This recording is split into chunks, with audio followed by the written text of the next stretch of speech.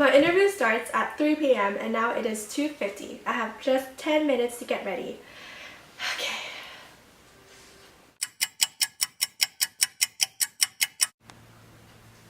Good afternoon.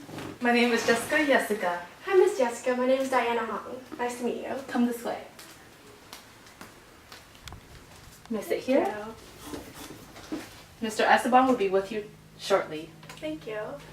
Question number 2. What are your strengths? One of my strengths is being patient.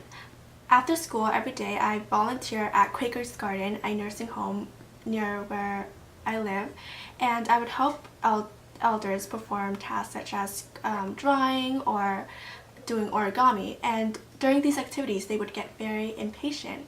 And because I am patient myself, I help them through their activities, and I help them calm down, and I encourage them to slow down their pace to accomplish these tasks successfully.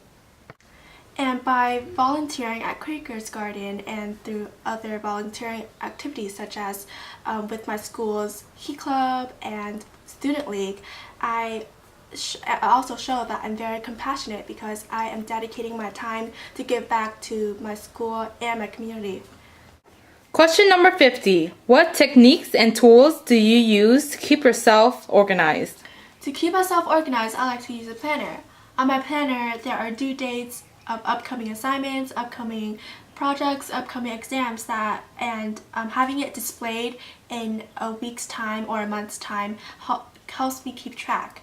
And I also like to use a to-do list to help me stay on track of the activities I have to do for a certain day. Question number 71. What's the most important thing you learned in school? One of the most important things I learned in school is learning how to accept failure. My English teacher, Mr. Homomoto, would give us quizzes every day, and getting a C on these quizzes would be a blessing. It would be a great accomplishment. And because of his difficult quizzes, I failed a lot of times, getting a D's or an F on most of my quizzes. But instead of letting these bad grades bring me down, I decided to try even harder on my quizzes, and eventually I improved my grades, my scores, and I was able to pass his class with an A.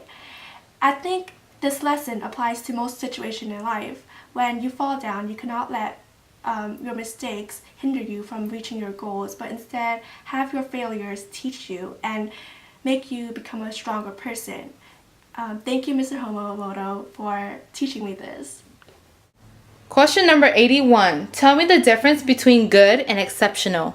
I believe that good describes work that is decent, mediocre, and tolerable. Meanwhile, exceptional describes work that goes above and beyond what is expected. For my job or for anything that I do, I strive to be exceptional. Question number 39. How would you want to improve yourself next year? I want to improve myself next year by being more assertive when it comes to expressing my opinions and taking initiative for the actions that I want to be seen carried out. Beginning of my freshman year in high school, I was very shy. I did not participate in any clubs.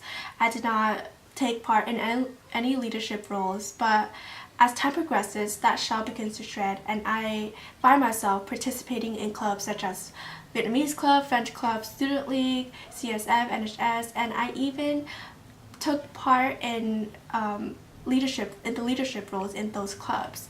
I was historian, treasurer for some of the clubs, and even though I was not as shy as I was before in freshman year, I still need a lot of work, and that is what I want to work on.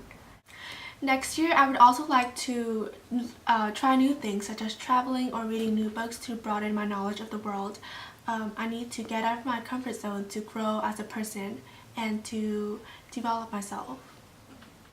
Question number 40. What kind of goals would you have in mind if you got this job? As a food service assistant, my main goal is to persuade customers to purchase the products that I am advertising, and I also want to serve the food well. I love to prepare food for my family and friends. My passion and my friendliness, I believe, will allow me to accomplish this goal.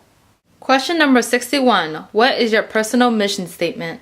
My personal mission statement is to make a world a better place by serving others and to make others happy.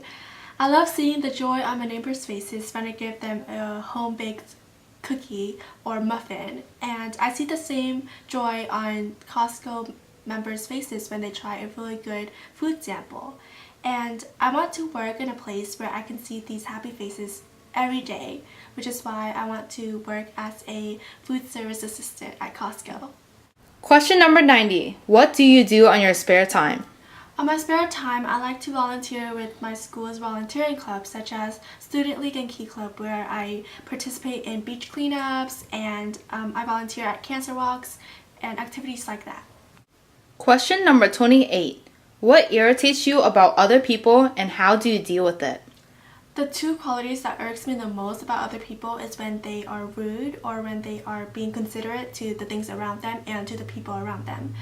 I find the best way to combat this is to be considerate myself to the things around me and to show others good manners.